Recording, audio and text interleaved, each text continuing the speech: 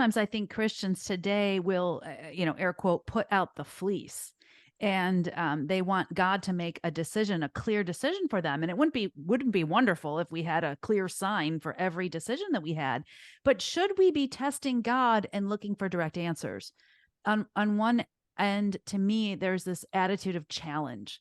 Like, remember when Satan tempted Jesus in the wilderness and he said, if you're the Son of God, knowing full well that he was, command these stones to become loaves of bread.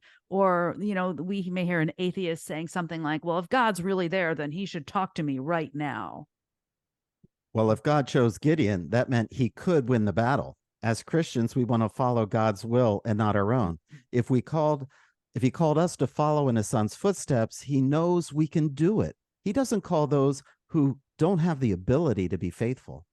See, we have to be careful to not misapply the putting out the fleece. And like Julie, like you said, it's easily misapplied. It is not to say, God, show me, should I go left or right? Right. It is to say, Lord, help me establish the confidence in myself that you have shown to me to do what you have already put before me. It's an entirely different approach. It's not about telling God, hey, you this and I'll do that. That's not it. It was Gideon saying, this is big. This is bigger than I feel like I can handle.